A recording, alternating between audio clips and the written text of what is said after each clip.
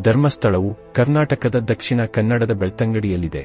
ಸುಮಾರು 800 ವರ್ಷಗಳ ಐತಿಹಾಸಿಕ ಹಿನ್ನೆಲೆಯನ್ನು ಹೊಂದಿದೆ. ಇದು ಜೈನ ಧರ್ಮದ ಪರಂಪರೆಯನ್ನು ಅನುಸರಿಸುತ್ತಾ ಶಿವಪಂಚಾಯತನದ ಪೂಜೆಯನ್ನು ನಡೆಸುವ ವಿಶಿಷ್ಟ ತತ್ವವನ್ನು ಹೊಂದಿರುವ ಸ್ಥಳವಾಗಿದೆ. ಪ್ರಾರಂಭದಲ್ಲಿ ಇದು ಜೈನ್ ತೀರ್ಥಂಕರರ ತಪೋಭೂಮಿಯಾಗಿದ್ದು, ನಂತರ ನಿತ್ಯಾನಂದ ಸ್ವಾಮಿ ಎಂಬ ಸಂತರ ಮಾರ್ಗದರ್ಶನದಲ್ಲಿ ಇದು ಶ್ರೀ ಮಂಜುನಾಥೇಶ್ವರನ ದೇವಸ್ಥಾನವಾಗಿ ಪರಿವರ್ತನೆಗೊಂಡಿತು. ಹಳೆಯ ದಂತಕಥೆಯ ಪ್ರಕಾರ ನಾಡುಡಿ ಜನಾಂಗದ ಪರಿವಾರದವರು ಈ ಸ್ಥಳದಲ್ಲಿ ಧರ್ಮಪಾಲನೆಯನ್ನು ನಡೆಸುತ್ತಿದ್ದರು. ಶ್ರೀ ಮಂಜುನಾಥ ಸ್ವಾಮಿ ಅವರ ಕನಸಿನಲ್ಲಿ ಕಾಣಿಸಿಕೊಂಡು ಈ ಸ್ಥಳವನ್ನು ದೇಗುಲವಾಗಿ ಪರಿವರ್ತಿಸಲು ಸೂಚಿಸಿದರು. ಇದರಿಂದ ಇಲ್ಲಿನ ಆಡಳಿತ ಹಳೆಯ ಪರಿವಾರದವರ ಕೈಯಲ್ಲಿ ಉಳಿಯಿತು. ಪ್ರಸ್ತುತ ಧರ್ಮಸ್ಥಳದ ಆಡಳಿತದ ಜವಾಬ್ದಾರಿಯನ್ನು ಹೆಗ್ಗಡೆ ಕುಟುಂಬದವರು ನಿರ್ವಹಿಸುತ್ತಿದ್ದು, ಅವರ ಮುಖ್ಯಸ್ಥರನ್ನು ಧರ್ಮಾಧಿಕಾರಿ ಎಂದು ಕರೆಯಲಾಗುತ್ತದೆ. ಈ ಕ್ಷೇತ್ರವು ಉಚಿತ ಅನ್ನದಾನ ಮತ್ತು ಸಾರ್ವಜನಿಕ ಸೇವೆಗಳಿಗಾಗಿ ಪ್ರಸಿದ್ಧವಾಗಿದೆ. ಪ್ರತಿದಿನ ಸಾವಿರಾರು ಭಕ್ತರು ಇಲ್ಲಿ ಭೇಟಿ ನೀಡುತ್ತಾರೆ.